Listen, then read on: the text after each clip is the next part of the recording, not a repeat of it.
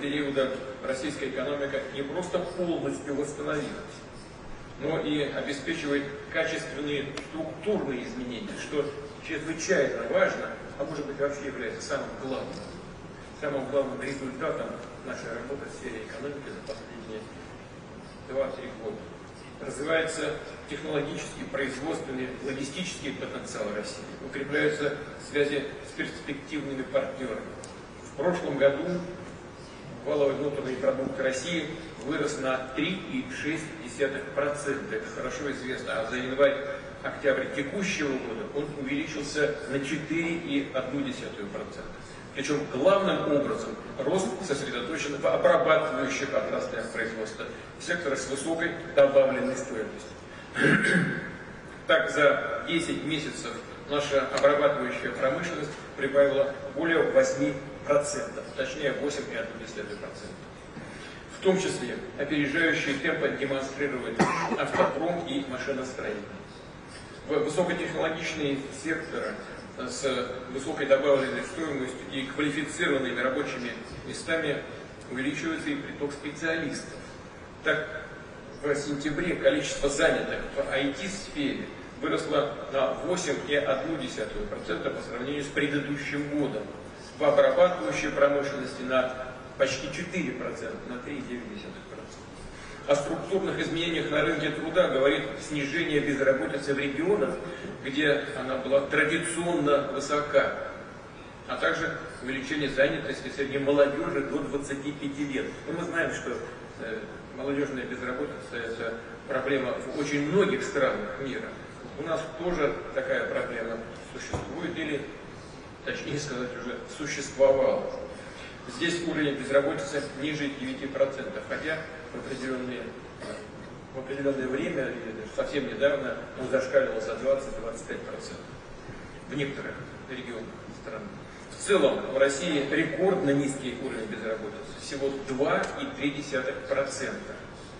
На фоне большинства ведущих экономик мира и развивающихся стран этот показатель является минимальным. Для примера, во многих государствах Европы он составляет 7% и выше, а у нас, повторю, чуть больше 2%. Ну, так, для сравнения, чтобы не было голословным, в Италии 7,6%, во Франции 7,3%, в Канаде поменьше 5,4%, в Греции 11%, в Бразилии 8%, в Швеции 7,6%.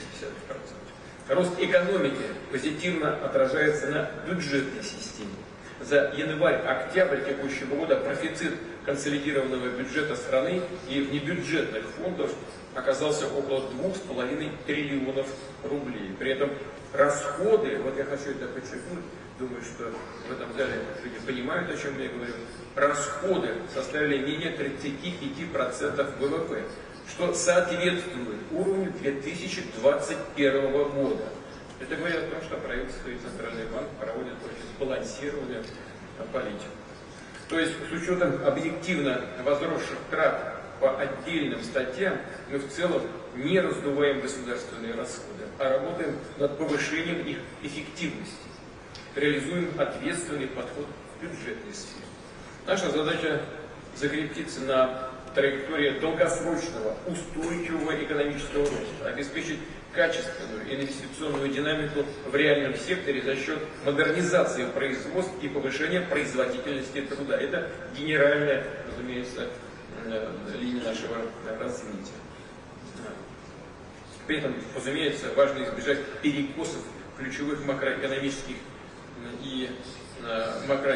параметров и избежать разбалансировки отдельных отраслей. В том числе, конечно, необходимо сдерживать инфляцию. Пока она находится, знаете наверняка, на достаточно высоком уровне, в том числе по сравнению с теми странами, о которых я уже упоминал, у нас это 8,8% в годовом выражении. Чтобы добиться здесь позитивных результатов, необходимы скоординированные совместные действия правительства и Банка России. Подчеркну, это не призыв, не пожелание, а, думаю, прямое руководство к действию. Да, собственно, коллеги из ЦБ и из правительства это прекрасно понимают, и координация имеет место быть. Нужно правильно, разумеется, с умом использовать все инструменты экономической политики в борьбе с инфляцией. Не допускать при этом структурных перегибов, включая риски увеличения разрывов доходов граждан и сокращения доходной базы регионов России. Уже говорил, магистральный ответ на инфляционный вызов, безусловно, именно основной магистральный ответ заключается в увеличении предложения товаров и услуг на рынке, чтобы их объем отвечал внутреннему спросу как со стороны граждан, так и бизнеса, который планирует модернизацию и расширение своего производства, расширение мощности, вкладывается в стройку, в покупку оборудования, в проекты развития. В этой связи прошу правительство четче расставить приоритеты в мерах поддержки, которые оказываются отраслям из федерального бюджета, а также продолжить донастройку нормативной базы, снимать избыточные административные барьеры для работы бизнеса. Все эти механизмы должны в первую очередь работать на расширение выпуска продукции, на открытие производств, на укрепление технологического суверенитета России. Да, нужно учитывать, что мы действуем в объективных условиях сдерживания инфляции, реализуем жесткие подходы к бюджетной политике и должны соответствующим образом настраивать кредитную политику. Отмечу вместе с тем, что начиная с августа портфель розничных кредитов практически перестал расти. В свою очередь в сегменте корпоративных кредитов рост продолжается.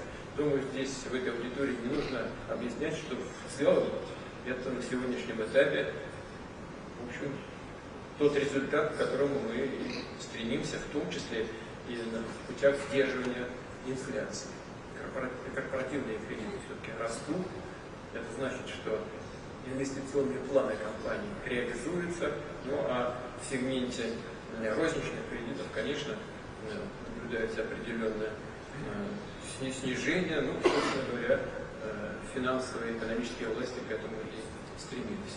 Прошу коллег, безусловно, отслеживать всю динамику, не допускать резких колебаний и снижения кредитного портфеля банковской системы, а также обеспечивать такую его структуру, то есть сроки отрасли и сектора экономики, куда привлекаются кредиты, чтобы она позволяла решать стратегические задачи, достигать национальных целей развития.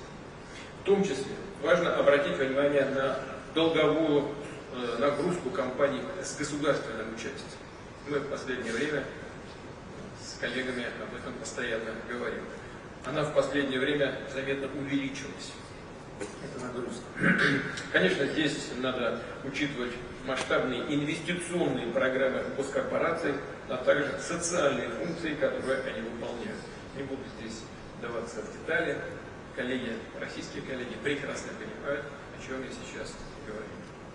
Уже поручил правительству совместно с Банком России принять решение по управлению кредитным портфелем компаний с госучастием, так, чтобы не допускать здесь чрезмерной долговой нагрузки и дисбаланса на рынке корпоративного кредитования в целом, в ущерб остальным отраслям или компаниям и предприятиям.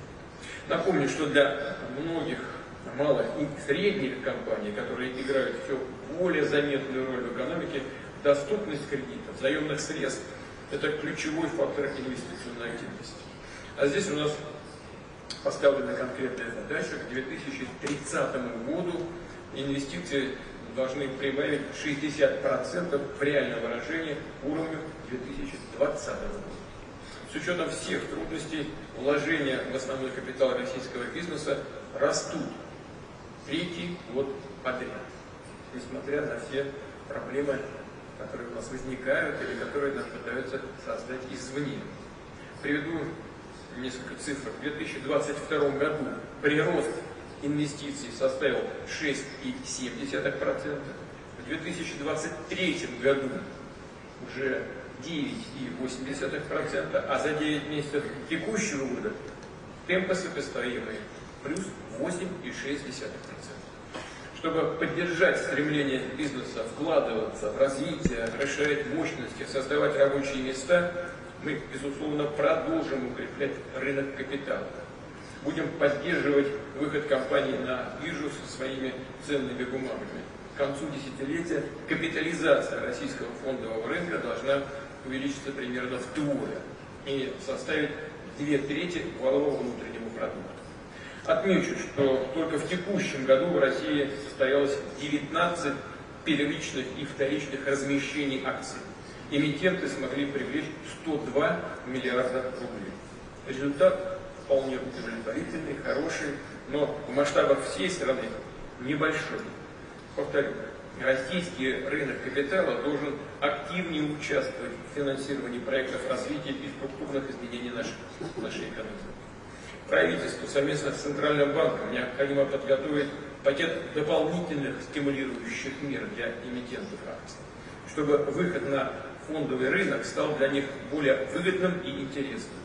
В том числе нужно повысить спрос на ценные бумаги, обеспечить эффективную защиту прав инвесторов и необходимую информационную прозрачность компании. Напомню в этой связи, что поручения на этот счет уже давались, нужно активизировать, усилить работу по этим направлениям. Уважаемые коллеги, на что хотел бы еще обратить внимание. Сегодня на рынок акций выходят преимущественно небольшие компании, тогда как многие крупные организации, лидеры в своих отраслях, на фондовом рынке не представлены до сих пор. Это значит, меры поддержки эмитентов должны учитывать как запросы малого бизнеса, перспективных стартапов, так и стимулировать крупный бизнес к размещению своих акций.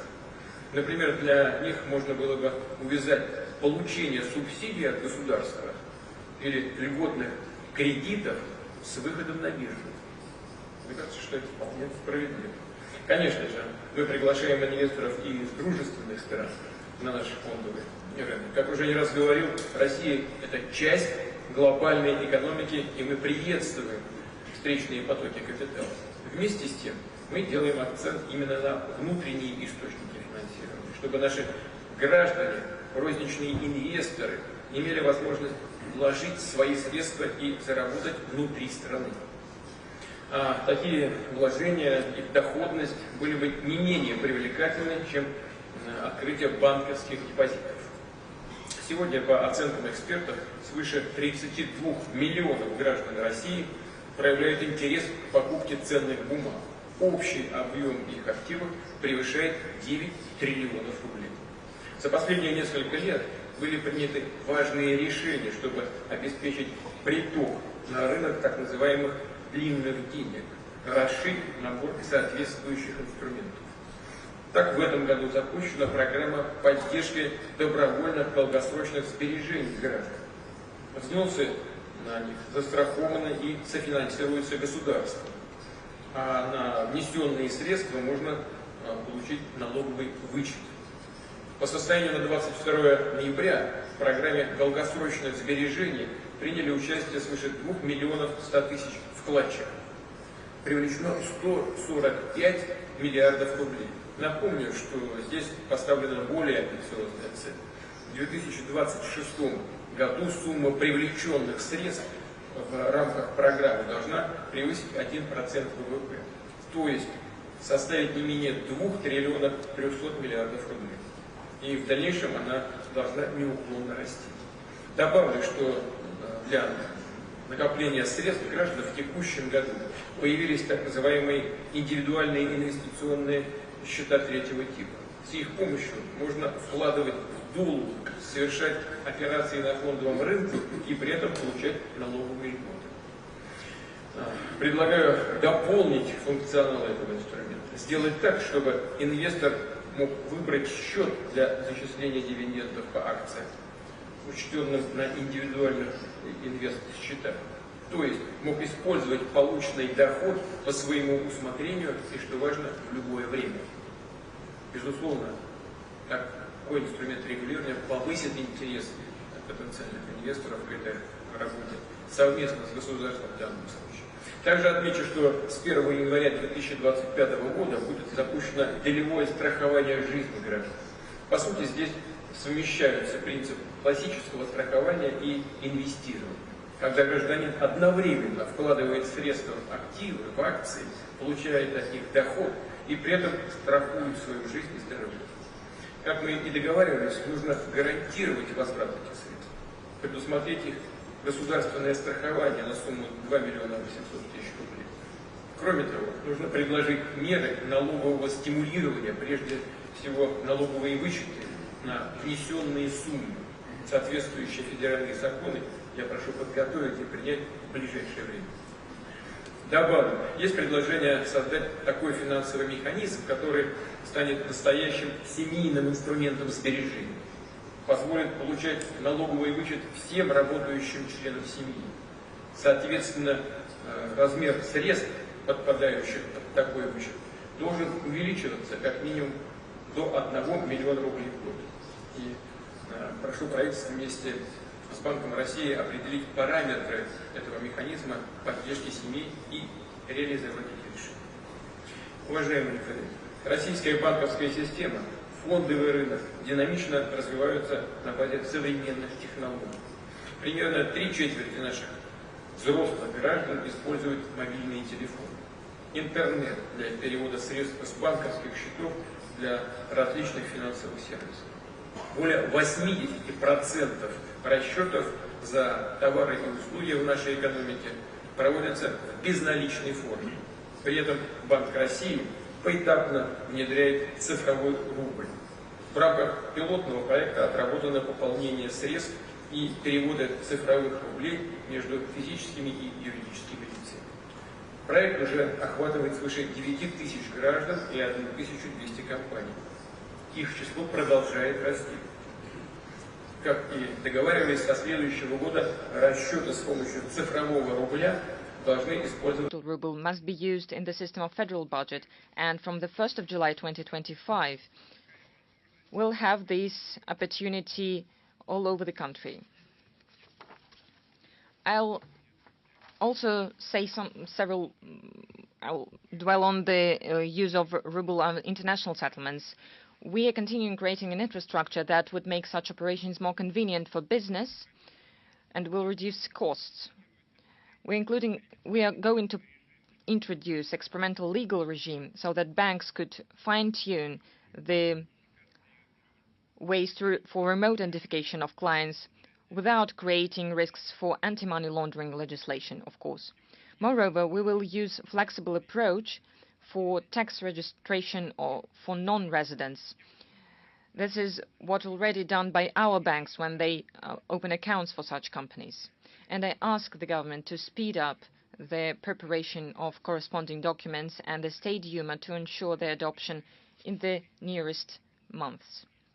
I'll point out that the level of digitalization of financial services in Russia exceeds the level all over the world, and it confirms the high technological level of this sphere of national economy.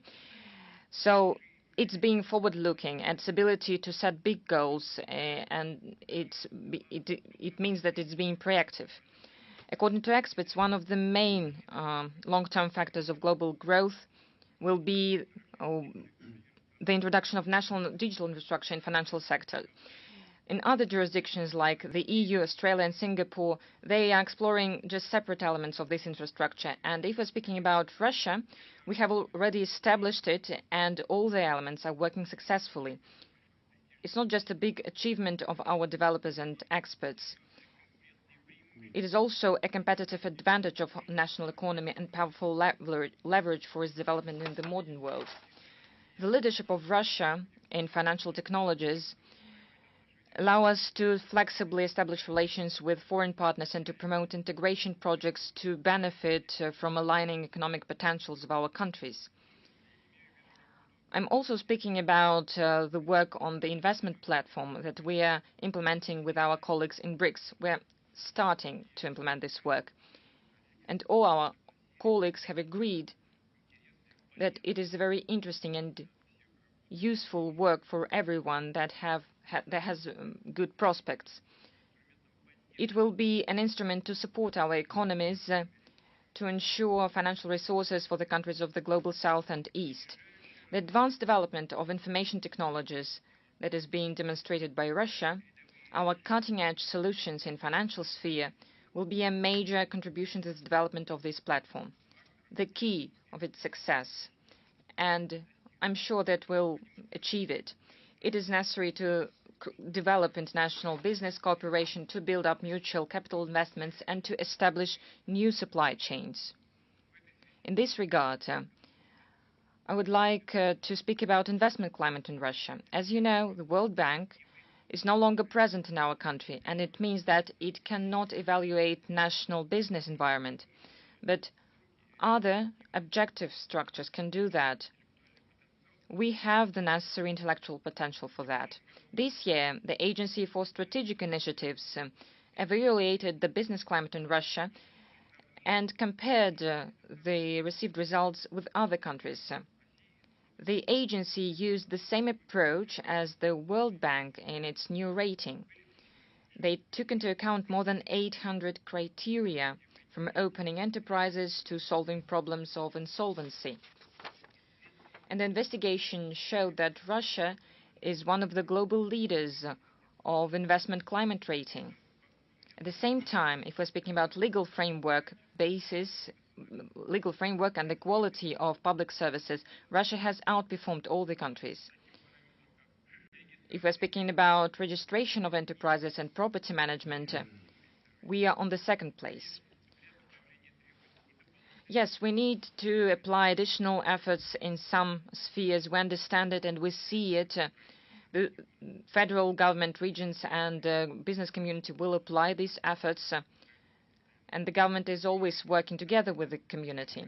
I'm speaking about the development of labor relations, facilitating international trade, the rules of international trade, connecting to engineering infrastructure, and we have done a lot, but there is work to do. We need to pay attention to certain spheres. And I'm sure that the colleagues will organize systemic work with business, and they will move forward significantly in the nearest future.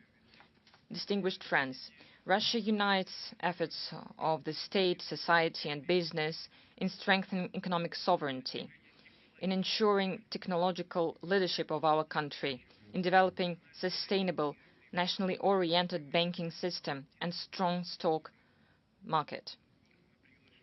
Of course, we invite foreign partners from all the countries that are interested in such cooperation.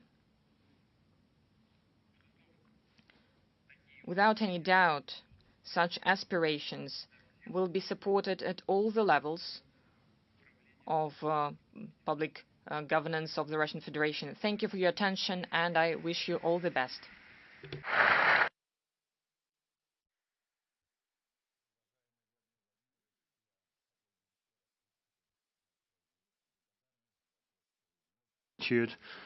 For taking again part in this forum. This is the 15th intervention at our 15th forum. But since this is almost an anniversary for us, it's the 15th forum, and the audience has changed over the years, I would like to take a couple of minutes to share with the audience the history of this forum and the history of your participation.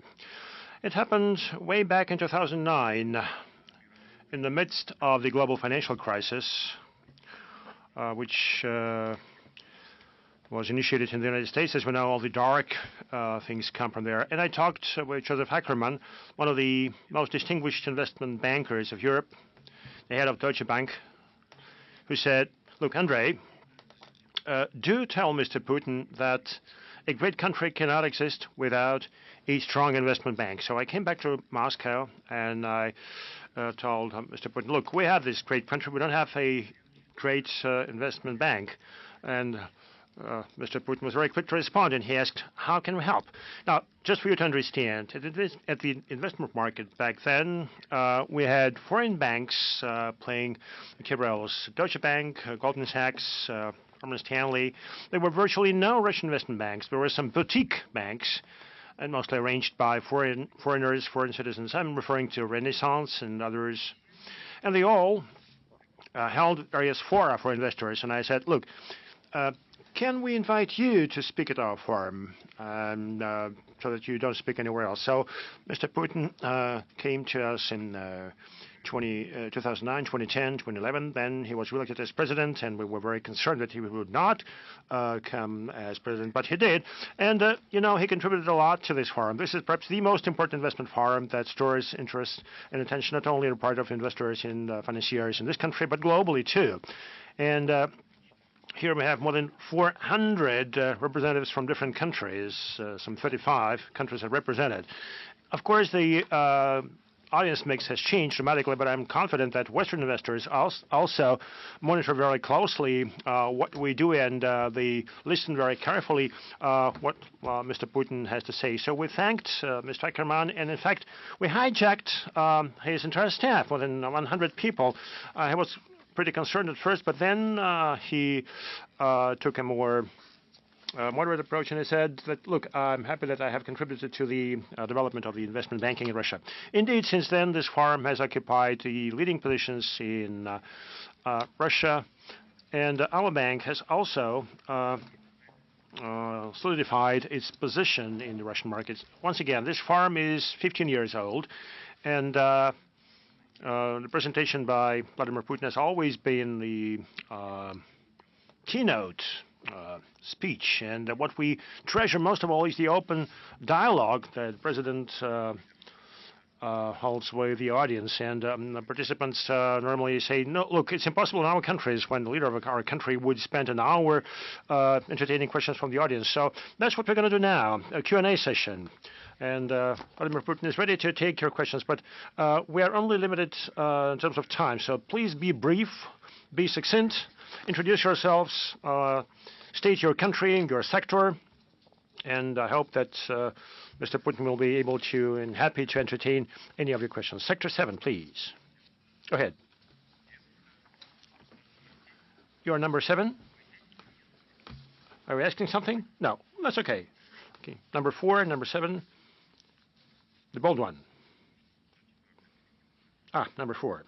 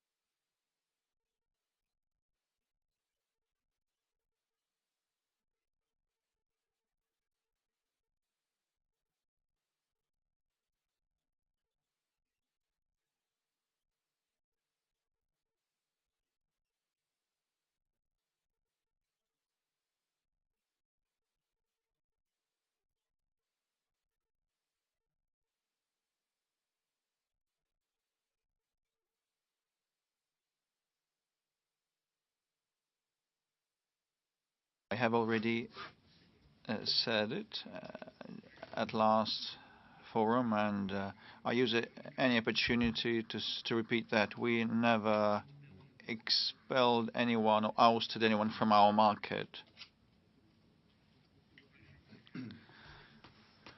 It will not be a big secret to say that despite the political pressure, many of the partners, including from Western Europe and the United States, have stayed, chose to stay. Part of these companies continue working as they did. approximately half of them. Another part have transferred the management to entities and individuals that they control, and only a quarter left, and some of them are still leaving the Russian economy, including major, biggest German companies. I would not say that because of the decoupling of ties with Russia, only because of decoupling ties of Russia, the German economy is going through hard times, but actually this breakup of ties plays a significant role in the worsening situation. It's not only because the Germans and other Europeans cannot now receive stable supplies of Russian energy at affordable prices, although it is very important, but also there are other factors coming into play. They cannot sell their goods at our market and supply spare parts to the enterprises and manufacturing sites established by European and foreign investors in this country. They can no longer use logistical routes that were profit-making and lucrative. They cannot use the European currency, the euro, for settlements, while using euro as a reserve currency also brought out a lot of gains for the European economy. The result, the outcome is known. Entire companies are closing down in Europe. Glass manufacturing, chemicals, fertilizers manufacturing, agriculture. All these sectors have been sustaining considerable losses because they are now deprived of the Russian market. So the European and the German agriculture has been stripped of not only our energy, like gas is a very important feedstock for fertilizers, but they don't have the supply of our fertilizers at all, and they close down, and the metallurgy also. And it's a knock-on effect. The automobile industry and others. This year, the growth of the European Eurozone economy will be around 1%, according to our and international assessments, 1 point something, while the growth of the Russian economy last year was at 3.6%, and this year it's going to be at around 3.9 or even 4%. With respect to the processing sectors in Germany, as far as I know, correct me if I'm wrong, the fall in processing sectors will be 4.6, the decline, and Russia will have the growth of 4.4%, while the processing industries here will grow by 8.1%. So, and besides, the Americans ban you to use to make use of the Russian market and capitalize on our cheap resources, while in the United States they have been creating conditions favorable for European and German investors. This is, to put it mildly, not a good model of allied behavior. Well, the Germans know that without me. I will not dig into details. Shall we create the conditions for those wishing to come back? We will not going to create a special set of conditions. We never dislodged anyone or ousted anyone. Our doors are open. The issue is different. The point is that over the past 2 years, many of the niches that became free because of the departure of the European partners are now being taken actively. by companies from other countries, and at a whopping very rapid pace, and we never expected that. The import substitution is in progress, is ongoing with Russian brands. The number of these brands has increased manyfold.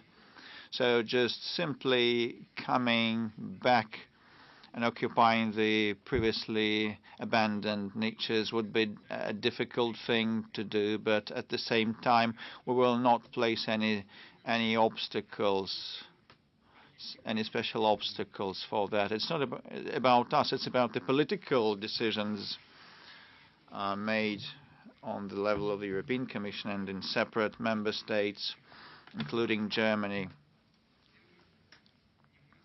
It's not about us, it's about you. While I've been talking, I remembered one thing. When I lived and worked in Germany, a friend of mine, a pal of mine, told me a story. I'm not sure whether he's watching me. I ain't seen him for 30 years. I'm not sure what he's about. So he walked around Berlin.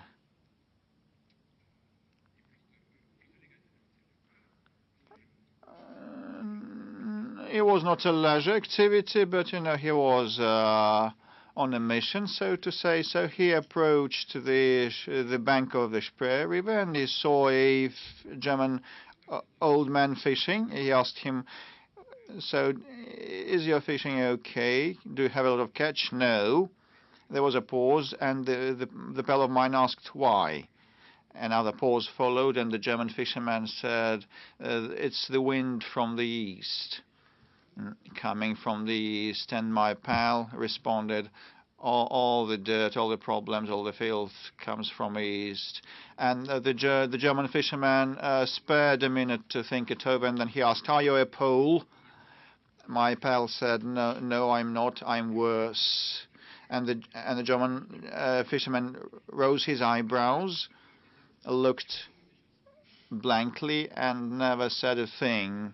So why am I quoting this story? Now, everything coming from the west, from the east, is better from what comes from the west. Look at the conditions established by your traditional partners in business environment. But our doors keep being open. With Germany for decades, we have had good relations. We had a great deal of mutual understanding, and the distinctive characteristic of German investors and investments was that they did not seek rapid gains, rapid profits. They wanted to play long term, and now Volkswagen has a lot of problems. Why have they left this market? They could have worked here, and they could have sold their cars here, and they would have supplied spare parts and components, getting wonderful revenue. We never pursued any non-market regulation measures, although you cannot call some non-market things a regulation. We never created any obstacles for our German friends, such as those pursued in other places like environmental investigations and other things. Now you can blame Volkswagen managers on anything, but probably one should look at one's own mistakes. I'm not talking about the regulators on the governmental level making decisions, but now they blame the managers, the management, and the employees of Volkswagen that are on strike in droves, and their plants are closing down and people are fired, thousands of them. So for this not to happen, one should not be guided by political motives in economic decisions. And the main point I want to emphasize, you represent the Federal Republic of Germany. Why are you asking your question in English? Speak German. The main thing is the level of sovereignty. So you'd better speak German. We don't have the German interpretation. Oh, come on, don't deceive me. You wanted to add something. No, you also wanted to say something else.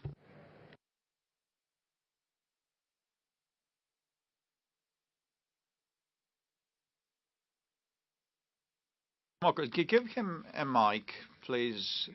This German gentleman wants to comment on upon something, to provide his feedback.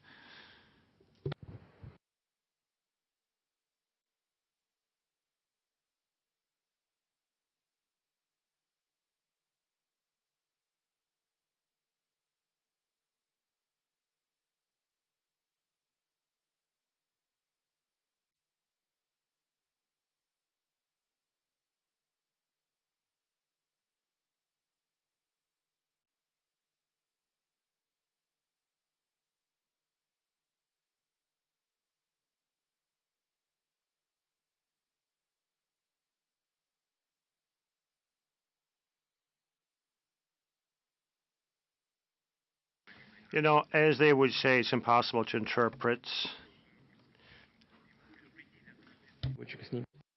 Has just said that he was warned that there is no German interpreter available now, and I responded that it's not about an interpreter. The main thing is sovereignty. You know, I was at Mr. Schroeder's place at his birthday party in Hanover, and it was a modest party, but a very decent one. Everybody spoke English, and even the girls' choir in Hanover performed in English. What a shame. So this is the point. This sovereignty level should be at your heart. So it starts from there. I would not like to start this discussion right now. We are to discuss economic matters here. Okay. Okay, Sector 1, please. Next question.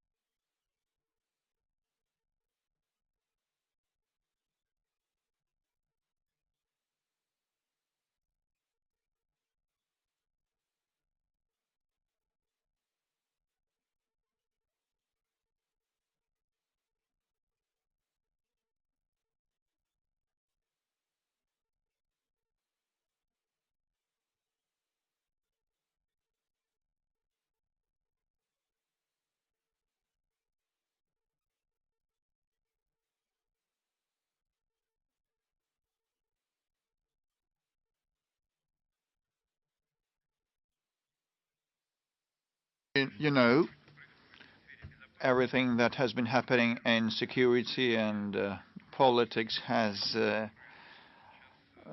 brought about the structural changes in relations witnessed nowadays in the world. When I hear that Russia is pivoting to the east or to the south, we have not been pivoting to the south or east, no. We've long since the notice given, bearing in mind the global development trends, we have been gradually stepping up our presence there. We've been doing that for quite a long while.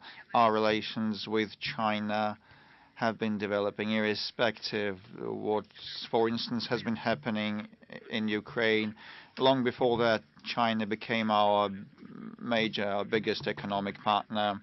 Now we have said that Russia will maintain relations and ties with big economies, but what happens to if a normalization with the global West takes place? Although the West is though the global West is inexistent, its share in global GDP has been shrinking constantly, but the share of global South and the East keeps increasing. And according to the IMF and the World Bank data, the pace of growth of emerging and developing economies is 2 times higher than that of what we call developed countries. A twofold difference. And some of the economies have been growing at a stunning rate. Look at Ethiopia. Over the past 10 years, they have grown by 118 or 120%. It's phenomenal. It's unique. Bangladesh, 80-something% of growth. And many other economies in the global south and east have been growing similarly on similar levels. So we naturally look to those directions and places where we see a lot of growth and where we see a greater number of our prospective partners that pay no heed to the invectives from aside. And you know, with respect to threats to the third countries cooperating with us, you know, people from whom those threats emanate have been trained in Cambridge and Oxford. They have good education and a good background, but they should be smart and clever, but from judging by what they've been doing, I have doubts, or probably they might be well educated and clever and smart, but something prevents them from responding expeditiously to what has been happening globally. So probably this is snobbery, a haughty attitude. You know, they believe that they can do anything. But the world is changing, and the world is changing, and they cannot do whatever they want. So with their action, they have been adding pace to the multipolar world creation, which has become inevitable. More and more countries and international affairs and economic actors are aware that looking at the powerful markets with a high technological level is important, but partnering with these is insufficient at this point. So something more is needed. So I hope that at a certain point of time we normalize our relations with our Western partners, because first and foremost, because they will be interested in that, and we also have interest in that. So despite this possible, and I hope inevitable, process of normalization, a big deal, a big part of our volume with our today's friendly partners and countries will be in place, because it is inevitable. Thank you very much indeed. Who goes next? Sector 7. Right, please be more proactive. Naila Nekrabova, member of the Board of Azerbaijan. Mr. President, thank you very much for your presentation. Thank you for being with us. Now, how do you see prospects for using the potential of the BRICS countries to create a joint or common digital infrastructure? Do you think it would be possible to come up with a common international digital payments system in this context? I wonder if independent developers who would like to be part of this project could count on your support. Thank you very much. This is a very interesting topic and very important. We try to pay attention to it with our colleagues from BRICS, not just because someone is creating problems for us. They are serious and they impede our activities if we're speaking about settlements. However, the main thing is that the world economy is developing. Our relations are developing. I was answering to a question of your colleague, and I've just said that we are developing relations with big countries, big economies. The number of partners increases, and everyone wants secure ways of settlements and economic relations. Everyone wants to use modern ways to implement settlements, to reduce costs, to make it more reliable, to make the international system more reliable. This means the use of modern technologies, digital technologies. This is what we are going to do without any doubt. We are talking not only about the creation of digital settlement systems. In the context of BRICS, we proposed to our partners, and they supported it in general, to create a digital investment platform. And settlements in digital currencies will be part of it. What is the way that we are following? We are going to create a working group on the basis of BRICS Development Bank. We are currently creating it. We spoke about this in Kazan with representatives from China, from India, Brazil, with all the partners. And everyone agrees. We want to create a digital platform that would allow us to invest into promising, growing markets of South Asia and Africa. And it will be a reliable way of investment that would be protected from inflation, and that will allow to the central banks to react in a flexible and rapid way to the processes happening in our association. So if we see that there is a lack of investment, we could issue the necessary digital instruments. If there is a accession of it, we could take something from it. So this is an instrument that can be easily created. We just need to agree about the directions of its development and the investments into the countries or projects. I think, and our experts suggested, it would be very interesting for those countries who are going to create this instrument, as well as for those who are going to use it. Meaning that the developing markets of Africa, Latin America, Southeast Asia need this investment. If we find good, promising common projects, invest in them, and then receive the return on this, on the work of these projects, the instrument is going to be very reliable and promising. That is why we're interested in attracting the widest circle of our friends and those of like mind.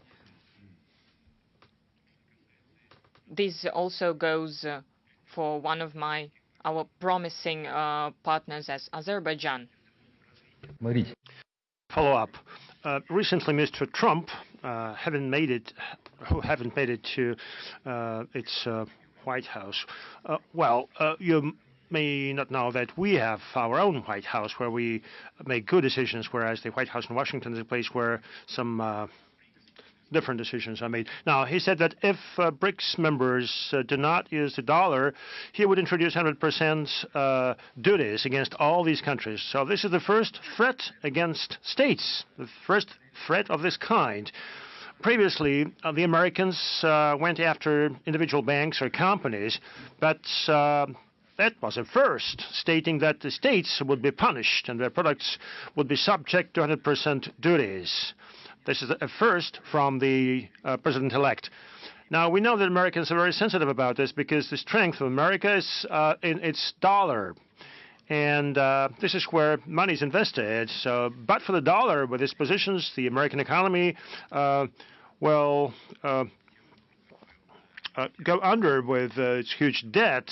And we know the dollars create huge revenues for banks. Now, how do you assess this step of the president-elect, whether this would undermine the trust in the U.S., in their economy, in their financial system, whether this would make BRICS countries and other countries to flee from dollar even faster, or in trying to create some new formats and new approaches. First of all, I'll agree that the use of dollar as a world currency gives the US a lot of money. In the last 10 years, they received $10 trillion, just like that, from the skies, for the fact that the dollar is used as the reserve currency on the basis of placement in their banks. $10 trillion. It means that they consume more than they produce, which is very important. In fact, thanks to the dollar, the US continue to exploit other economies of the world for their own benefit. Many people do not think about it, but this is important, and I'll agree with you on that. The second thing, you said that the President-elect Trump threatened that those who will not use dollar will introduce duties or sanctions. As I understand, he didn't say it like that. I understand that when we speak about the US, it provokes some certain reaction. Well, as far as according to what I've seen, well, I don't have much time to watch, but I said that if someone wants to restrict the use of dollar, they will react. This is not the same. One thing is to prohibit the use of dollar, and the other thing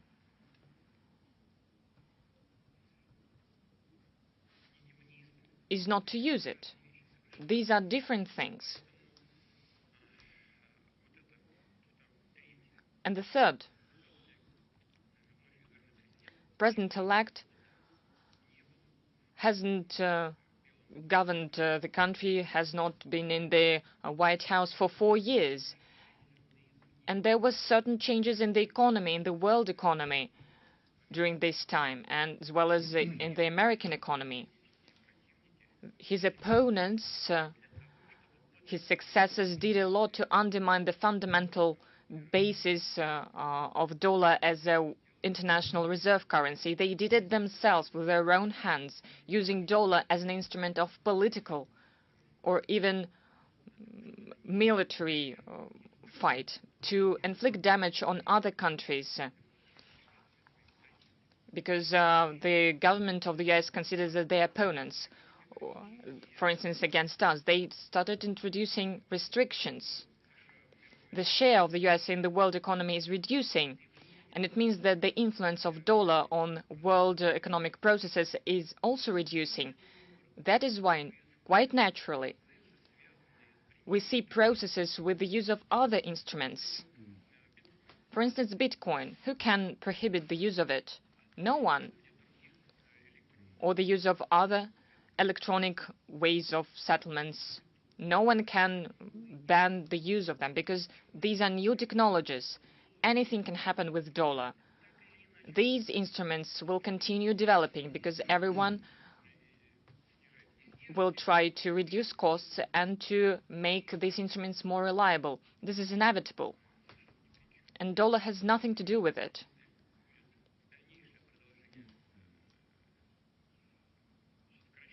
But if we see that the use of dollar is reduced if they do it themselves, they will undermine the basis of their own economic dominance. This is obvious, and I absolutely agree with you on that. We never refused to use dollar. We were denied the use of it. As we say that we fight for something, and then this results in problems, and now we have to think what to do next. This comes from the fact that they are too confident of themselves, and this is unacceptable. We need to understand the processes that are happening in the world. Based on that understanding, We should establish our policy, including on the international level. This is happening in a very natural way. Even the countries that are allies of the US reduce their gold and currency reserves in dollars and in euros. In the last 10 years, the reduction was around 13%.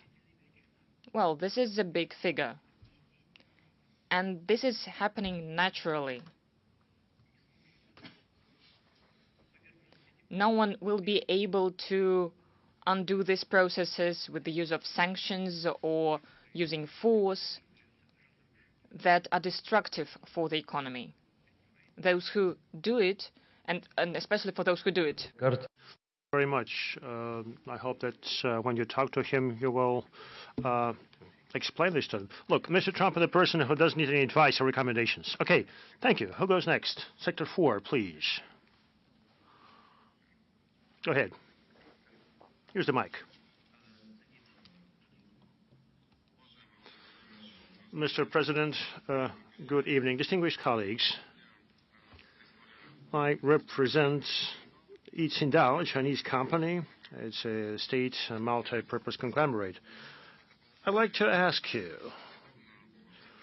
recently, the Central Bank of Russia has lost about 1/2 of its gold and currency reserves because they've been blocked. Yet, it doesn't seem to have resulted in any serious implications. So it appears that the reserves are not needed. So why accumulate those reserves? Thank you for your question. You know, this is a logical question. Why to accumulate these reserves if they can be stolen so easily? Well, China has big gold and currency reserves in securities in the US. We see what is happening. They're being reduced gradually. Why to accumulate them if they can be lost so easily? No one thought about that before, if that can be done so easily. Everyone thought that those people who make decisions in economy are very conservative and understand their own risks if they undermine these international legal norms in this sphere. However, the US and the Europeans decided to do that. They blocked these assets, but they haven't stolen it. They haven't made the last step. From our side, we had to take the respective measures. To use the so-called C accounts to send the dividends of the companies that work in our country there. We are not really delighted about this because we had to do it. We were forced to do it. Around $200 billion that are being in Europe, 100 billion, around $100 billion. Well, in total, $300 billion. There are more in Europe than in the US. Well, as for the taking of these assets and using them, they haven't done it yet. Why? This is the instrument to reduce risks if there are changes in the financial market, when there are exceeding incomes and the state takes this income. When there is less income, then the state can use this money to implement its obligations in the economy and the social sphere. So this is the instrument of alleviation, and we use this instrument. Well, this is an objective question, what to do with this money. And in general, the countries who did this, not to avoid this Dutch disease, and when the state does not understand the risks and starts to use this money, and the inflation grows and very sharply because the economy does not generate enough goods inside the country that are produced inside the country, so that the money that is in the economy would correspond to it, and we see as a result the hyperinflation.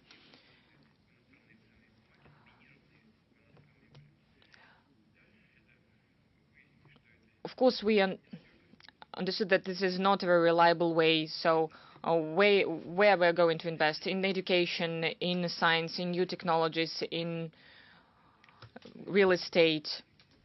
This is what our Chinese partners do, and our friends. They invest in the fields of in mineral resources. So these material assets are more reliable than financial instruments of other countries. And as we see, they use these instruments for their political goals. I've said it already. I think that they use it to their own detriment, but this is their own choice. They can do whatever they want, and we need to do what is needed to ensure our own interests. And I think that investment in technologies, in education, in science, in logistics is the most reliable investment. Very much. Next question, please. Right.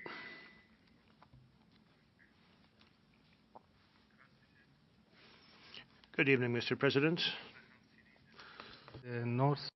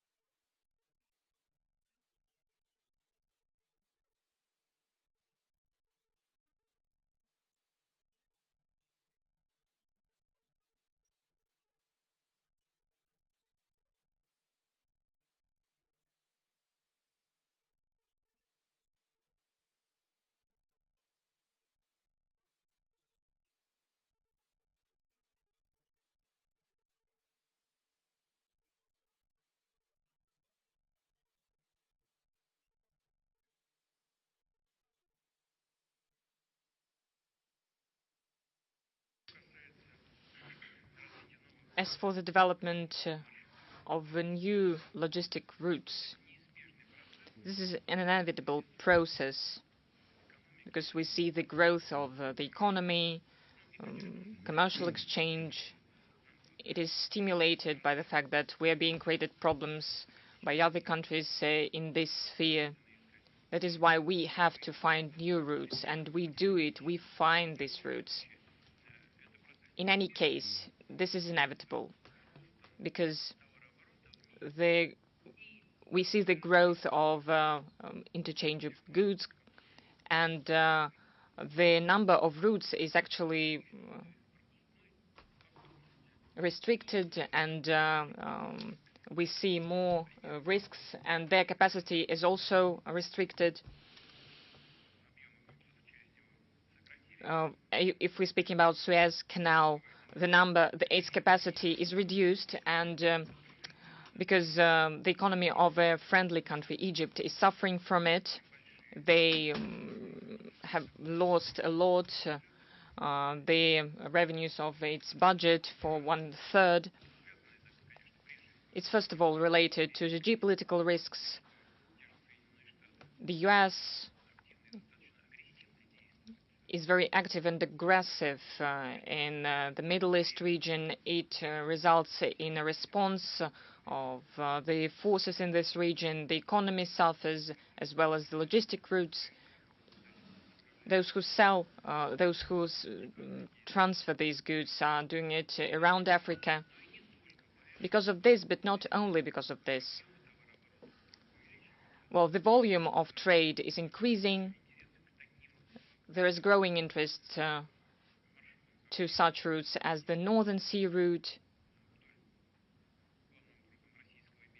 It's along the Russian shores in the Arctic. We have already exceeded the volume of transportation that we had in the Soviet times, and it is going to grow. We have a whole program of building of icebreakers, and there is no such number of icebreakers all over the world.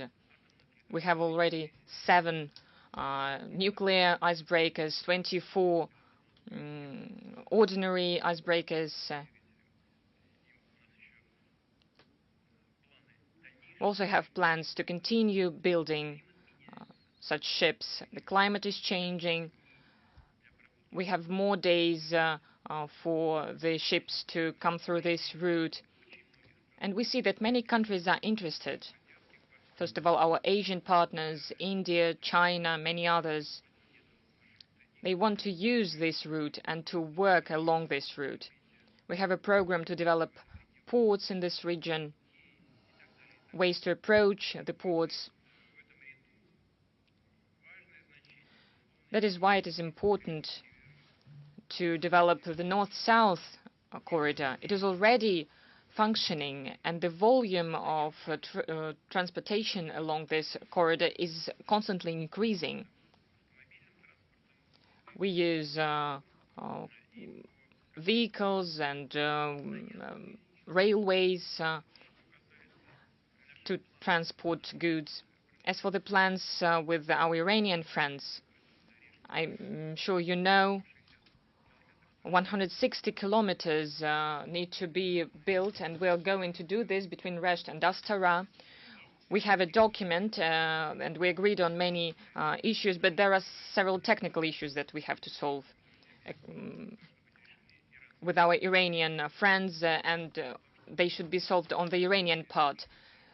To build railways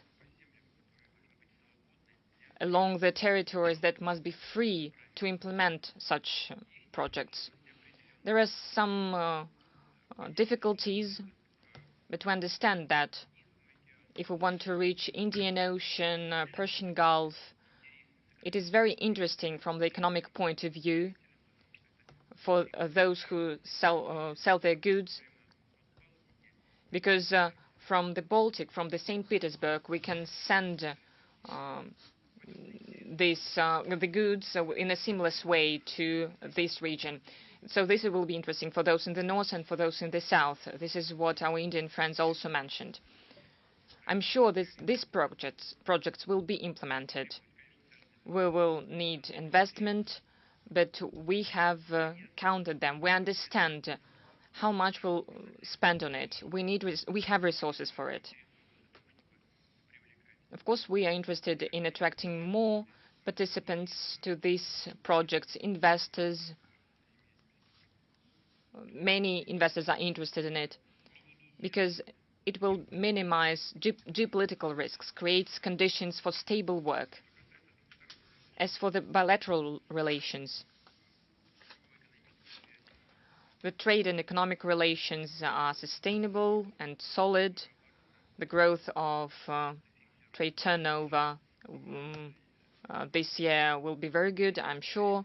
We have big projects in logistics, and we have just spoken about it in energy, in industrial cooperation, in ensuring security as well. That is why the bilateral work has good prospects. You also mentioned the European Economic Union.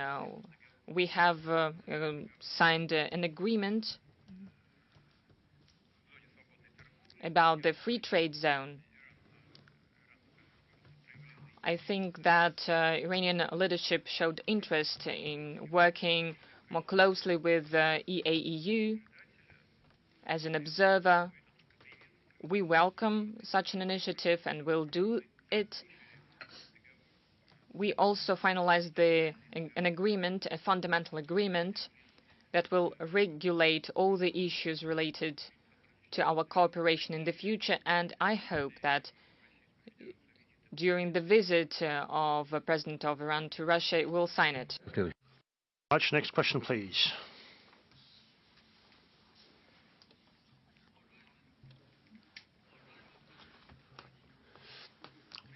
Distinguished Mr. President, good evening.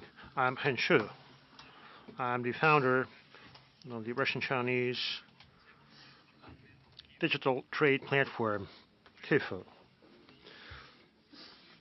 This year, we celebrated 31 years since I've been living and working between two countries, Russia and China. And over the period, I could see with my own eyes how you, with your will and stamina, help create a modern Russia, a new Russia. So on behalf of the Chinese business, I would like to express our deep respect to you.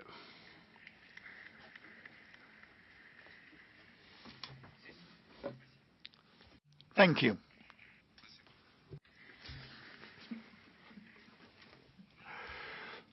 I got a question. It's not a very tricky question. It's an easy question. Now, on the streets, we see more and more new Chinese cars, vehicles, but the majority of those vehicles are supplied from Russia as is. Now, my question is, do you plan to either partially or fully localize the manufacturing of Chinese vehicles in Russia, so that the cooperation between Russia and China would be based not only on trade but also on industry? Thank you. Well, yes, indeed. Our Chinese friends and us began cooperation in automobile industry not yesterday, but back in 2015 or even prior to that. We had discussions, but in 2015 we established first manufacturing sites in Tula and Kaluga regions, but that has or had to do not with the fact that the German manufacturers wanted to leave us, but the Chinese car manufacturers are now making cars and vehicles better and cheaper than those of Europe. So the measures to fight the Chinese car manufacturing sector of Europe and other markets, we believe, are totally wrong and inappropriate and damaging for the global car manufacturing industry. They will not yield any political benefits because they will inevitably reduce the competitiveness of those producers with whom China has been competing. So the Chinese items and vehicles have become cheaper and higher in quality. Our Chinese friends have been able to attract the most promising and the best professionals, including coming from the nations that had a lead in the global automotive industry. And the Chinese have been able, with their help, to establish and create and design competitive products. But like any other country, like any economy in the world, we want to see the maximum level of localization so that the components of vehicles are produced domestically at our manufacturing sites. For that, a very well-known instrument of special investment contract has been around for long, and the support from the government is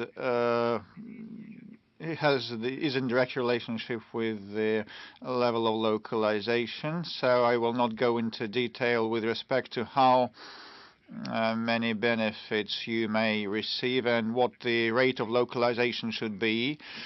These are minor details, but the work is ongoing, and We have been cooperating in this vein with our Chinese friends, and everybody has a favorable attitude to that, but it's about the pace and the volume of governmental support.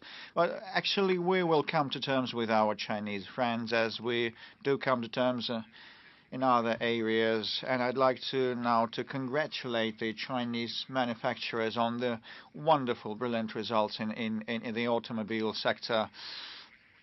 Thank you very much. Thank you very much. Next question, Sector 8, please.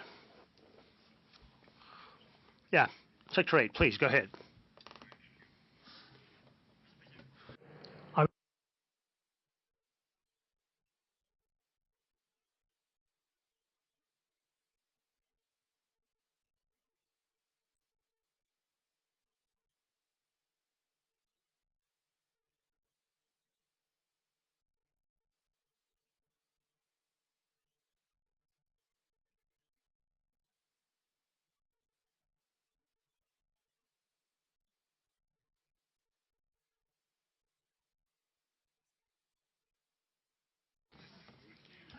You know, Russia has virtually adapted to this situation. Definitely, we had an outflow of foreign investments. It was obvious, and we heeded that. But actually, we have had a growth in fixed investments, and I have mentioned that.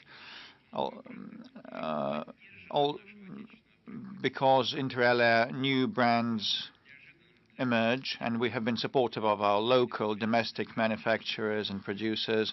It came as a surprise for those who imposed restrictions in economic cooperation on us, and they thought that manufacturing sites would close down and thousands of people would be made redundant, and our unemployment is 2.4% only, and we have a tight labor market, and actually making sure the investment process flows smoothly is something that we should do, and we have done that.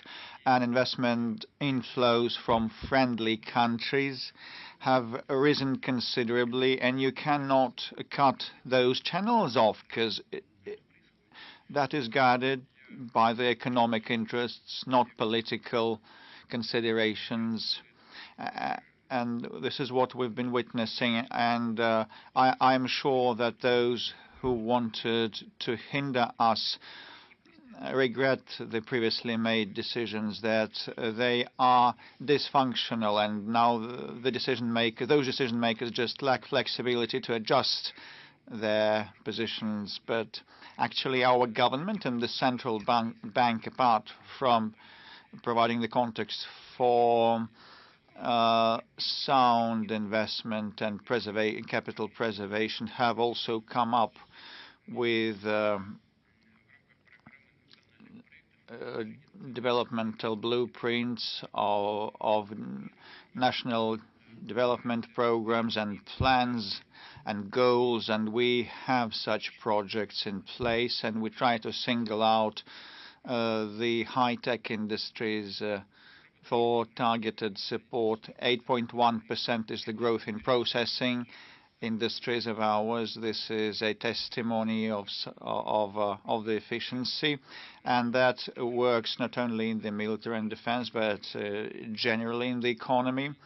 So we have provided liquidity to the financial institutions to favor growth, and actually there are some issues related to the policy rate of 21%, but still the lending by Russian banks to the economic actors and agents have still been growing, and they are now growing to date.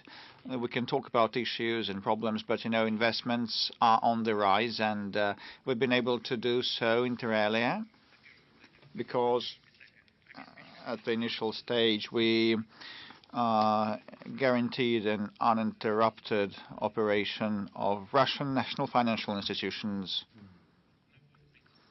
So it is a well-known toolkit, and you can familiarize yourselves with it, and we've been able, applying all these measures, to attain the results you have now mentioned, and I confirm that it is true.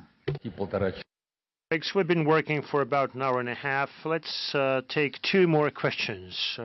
Who is bold enough? People around. Please, go ahead. Mr. President.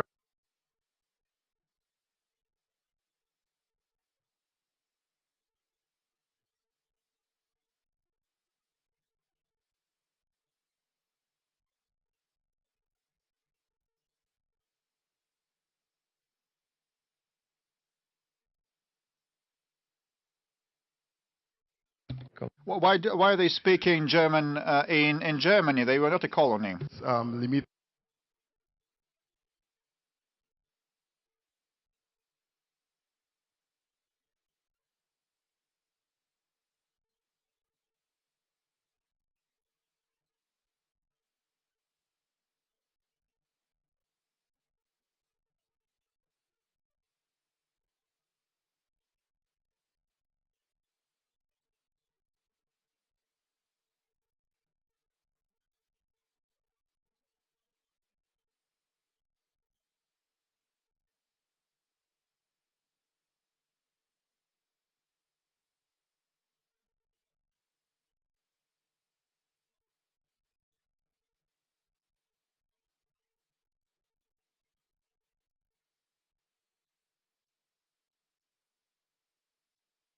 Thank you very much. Thank you. Well, in particular for the final part of your statement, for the final comment, as regards Nigeria, it is one of the biggest economies, rapidly developing, with very good prospects in Nigeria. So the economy has been diversifying, and we welcome that. We are happy for you, and we are sure your country will develop equally rapidly in future. As regards the growth in bilateral trade, I just repeat what I said before. The African continent has a lot of promise in terms of development. You know about all the problems existent in Africa, but the prospects are brilliant. And these are not our opinions and assessments. They belong to the global expert community, including the Western experts. Many friends of mine from Germany and other European nations tell me that they also want to turn to the African continent and be more active there. The urbanization level and rates there are lower than the global ones. The global one stands at 65. In Russia, the urbanization rate is 75, as well as in Asia. And the urbanization will keep growing. The pace of population increase in Africa are huge. So they will catch up in terms of living standards because of that rapid growth, and modern means of economic activities will be applied, and tools and technological solutions will be applied. This definitely will guarantee the natural basis for our cooperation with Africa. And besides, apart from other things, Africa geographically is remote, but is very close to us in spirit, because very courageous, free-loving nations live in Africa that cherish their sovereignty and want to maintain it, and will take decisions and make decisions building on their own interests. And Africa is a reliable partner in this respect, and we have a lot in common with Africa and African people. Just recall the emancipation and the struggle for independence. There was not a single thing that divided us with the peoples of Africa. But still, we have a lot of things that unite us, and we rejoice over the prospects of the development of African continent. We'll do our utmost to raise the level of interaction. The trade is not as great as we want it to be, around 25 billion USD, but the prospects are upbeat. And actually, we know that 2 summits were held with Africa, and we felt the attitudes and the resolve of African leaders. They haven't been begging or asking anything from us.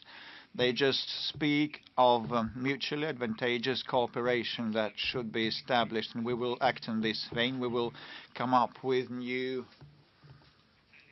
tools. Now a special foundation to develop cooperation with Africa will be established. I'm sure that both bilaterally and working with different African integration groups, we will step up our efforts and our work. I'm sure the result will be good. Thank you very much. Next question, please. Mr. Kostin, thank you very much. Very much. Good evening. I was born in Turkey. I studied in Turkey, but over the past 15 years, I've been living and working in Russia. My company is called Baltic Destroy Alliance. Here's my question. There are many ways in the world to deal with inflation, all the way from ignoring the fact down to very strict regulation, price regulation. In Russia, this is a prerogative of a fairly independent central bank. I wonder if you could explain the reasons as to why Russia chose this model to manage inflation. You're from Turkey, right? Okay, yes. I understand why you're concerned with inflation. Yes, indeed. The rate of inflation in Turkey is around 80%, quite a high one. Well, it fluctuates around 80%. Lower. Is it lower? Lower than 50? Good, good. Congratulations. Not long ago it was at 80. It stood at 80. Now it's at 50. Actually, it's good progress, good headway, and the pace of reduction is high. So I congratulate the financial authorities of Turkey with this good result, because you had it at 80, now it's 50. Good. With respect to how the work is being done in Russia, well, in conformity with the Russian legislation, the central bank has its own scope, not overlapping with the scope of the federal government in fight against inflation and regulation. So the main goal, the main mission is vested with to fight inflation is vested with the regulator, which is our central bank, and you know that our inflation has risen slightly at 8.8, and now it has increased versus last year. It was at 7.5, now it's 8.8. This is why the central bank had to raise the policy rate up to 21%.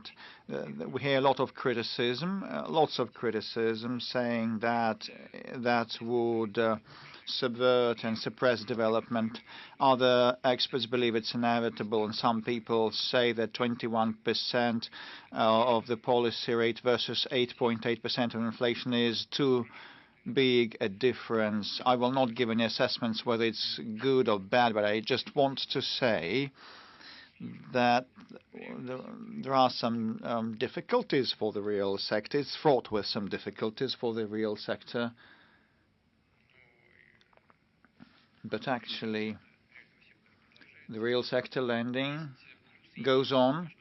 There are both advantages and drawbacks with respect to people putting their money on deposits and getting interest income. On the one hand, it's good. The deposit base has gone up and the incomes of people from the deposit interests have been growing and rising. It's good, but not everybody has deposits at banks. And, you know, those people who don't have accounts at banks experience a great deal of a burden because of the inflation. These are the lower income strata of the society and brackets of the society. So the prices keep growing, but these people don't have deposits and they don't receive any additional incomes. And probably there are lots of such people, or the majority of these people, versus those who have deposits. And we should think it over also now with respect to the production part. Yes, indeed. I said it in my presentation and I now repeat that. Loans to the industrial and manufacturing sector as well as investments are ongoing, but the most important point here, the most important tool to fight inflation is, after all, providing the sufficient supply of goods and services consumed in the economy. And this is a very important point to mention. And definitely we should strike a proper balance between the development of our economy and the inflow of supply of goods and services in the necessary volume and at a good price. And the inflation would be declining to the needed target parameter, which is 4% by a certain year, I hope. We will be able to attain that, but the main thing is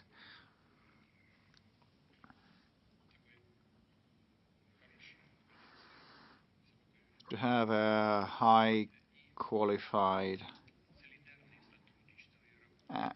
and joint work between the central bank and the government, despite the fact that their functions, their powers in the legislation are separated, and under the law the central bank is independent, and we will work in this vein, in this paradigm. We will not mingle the scope of the regulator and the powers of the government.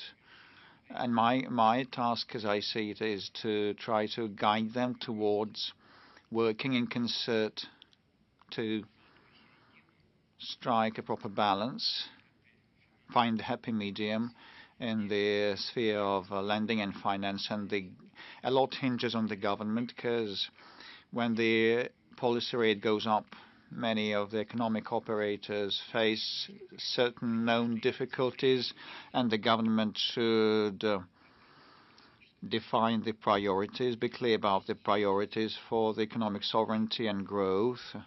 And there is a toolkit for the government to resort to provide for the strategic interests of the Russian economy and its development. The Industry Development Fund and others are existent that receive preferential lending rates.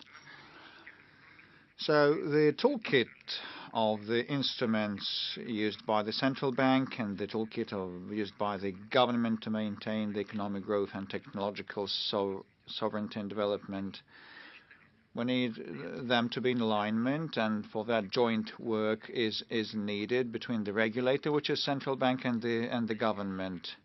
Until now we managed to strike this proper balance, and I hope that in near future we will act in this very same vein, and the final outcome will be maintaining a good pace of economic growth and restraining inflation. To thank all the participants of this forum.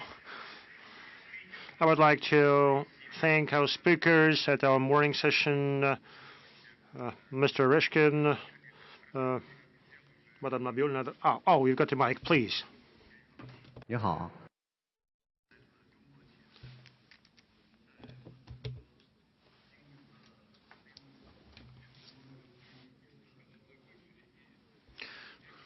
and all of a sudden interpretation ceased as well.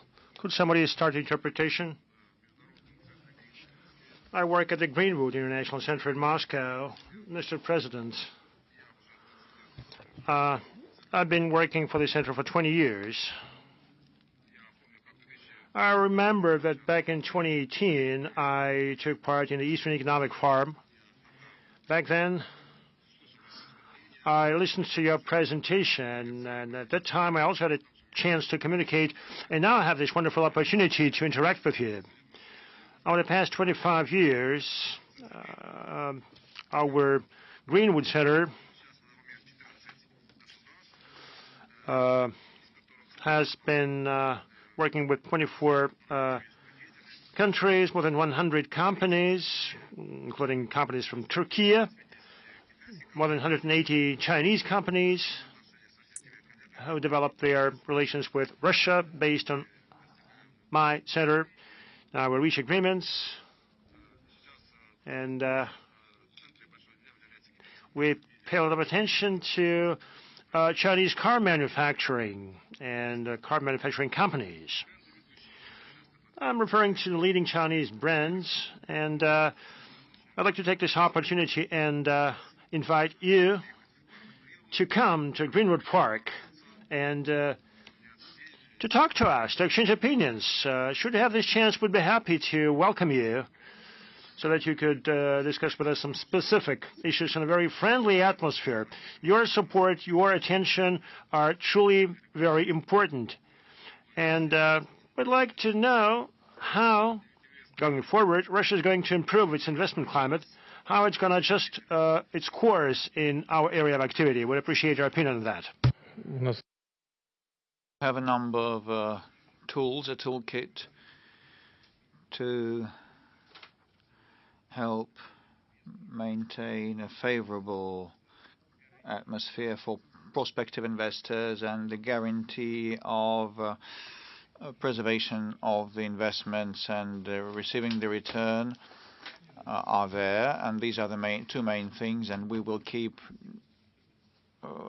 following up on these, and all things that have been done in developing our trade and economic ties with China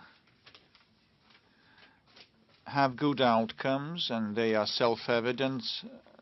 The volume of mutual trade that we are now having between Russia and China, we never had it in our history, 240 billion USD, which is the best proof and testimony of the fact that the measures applied by two countries in China with respect to Russian economic actors and in Russia for Chinese companies are efficient. We keep monitoring and analyzing everything happening there, and definitely this is the merit of the governments of China and Russia, because they keep track of the developments. The main point is the settlement. The main issue is the settlements. One, it's no secret, and we know what it was caused by, but actually 90% of our trade is denominated in national currencies of ours, in the RMB and the ruble, and we will use digital and electronic capabilities of central banks now. Our central banks are pursuing active work, and apart from that, the investment platform of BRICS and many other tools will be used by us so that our cooperation is safe, reliable, and would create a lot of prospects for future development. Thank you for this proposal to visit your structure. You said you would provide a good atmosphere for the discussions. I know how it's going to look like. One day I will go there. This side, please. This flank, please. And this will be the final. You choose. On this, someone has risen. Good evening. Good evening, Mr. President. Yes, I'm Change, and for more than 10 years, I've been working and living in Russia. I used to work for the oil sector and manufacturing sector. And for the first time, I saw you up close and personal in the city of Kaluga. It was like 15 years ago. Currently, I am an official trade representative of the Jiangsu province of China in Russia. As you may be aware, interregional cooperation is crucial for economic development. And my question is about visas. What kind of measures could be made by Russia in the near future, in the coming years, to simplify international travel, in particular for business purposes, for touristic purposes, for studying? And what is Russia's policy in terms of supporting family members of foreigners working in Russia on long tours, including minors, when they have to get visas and they have to get admitted to educational institutions? And I also would like to invite you to visit Jiangxi province of China. You know, we have a saying in China: there is paradise in the skies, and there is Jiangxi on the ground. So we're waiting for you.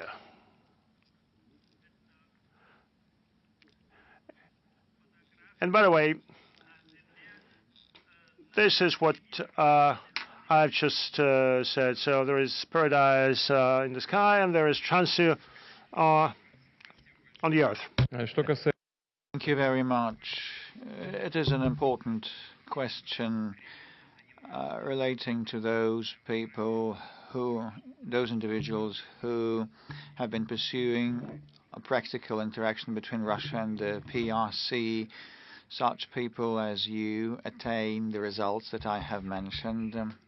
And there are several points you mentioned, the visa support, and we've been doing that, and all these questions are resolved upon the principles of reciprocity in all countries. But with our Chinese friends, we are more advanced than with others, and we'll keep acting in this vein. The second point, which is also important, I'm in agreement with you here either.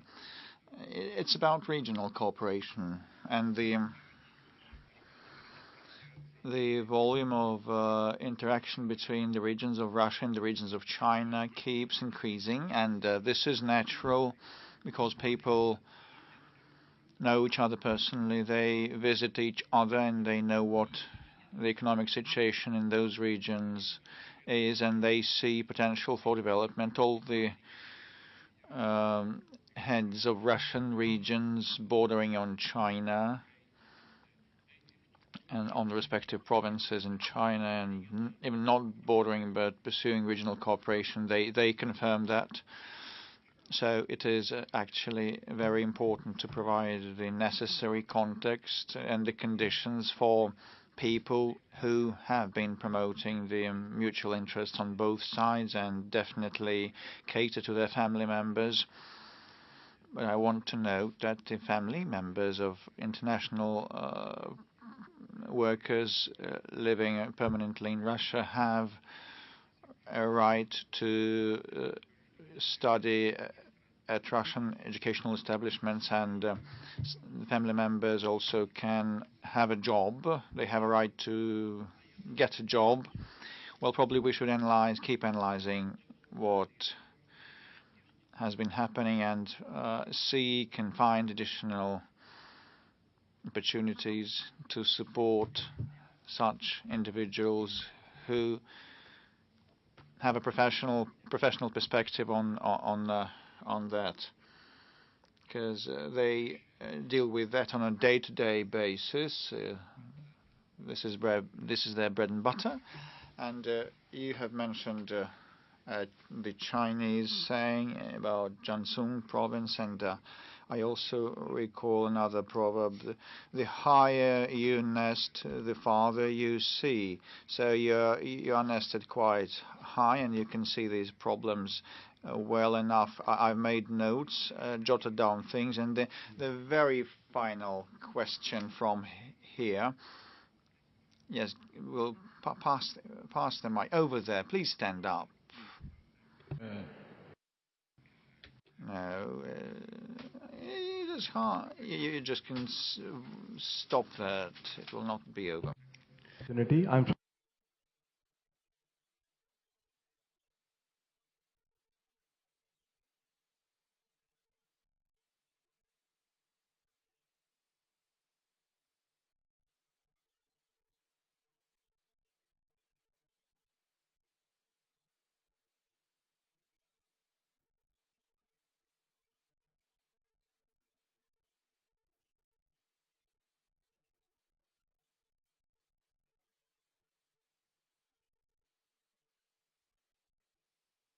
Very good idea and a proposal. We've been trying to do that. And as you have flagged it, I just would ask colleagues responsible for the BRICS cooperation to analyze the situation on the main areas of cooperation, and we will definitely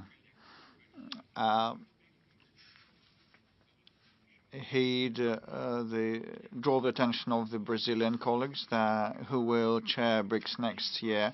For us, it is of special relevance because as part of the import substitution program, we see the advent of very many new Russian brands substituting the brands by Western partners that voluntarily left our markets, departed from our market. And our local manufacturers are quite successful, not only in consumer goods, but also IT and high-tech vendors. And in agriculture, too, the number of our manufacturers and producers, agricultural producers, keeps growing. In 1988, the USSR imported grains to the amount of $35 billion, and last year we exported grains to the tune of $66 billion, and to a large extent that is the merit of our farmers and producers in all the sectors of the Russian Federation, including in high-tech ones. There is an acute need to expand the opportunities to sell and export their products. I know that Prime Minister Modi has a similar program Make in India, and this is a very similar program to ours, and we would be ready to place our manufacturing sites in India. Also, the biggest investment in the Indian economy to the tune of $20 billion by Rosneft happened not long ago, and the Prime Minister of India and the government of India have been creating stable conditions, and this is because the Indian leadership has been pursuing India comes first policy, and we believe that investments in India are profitable.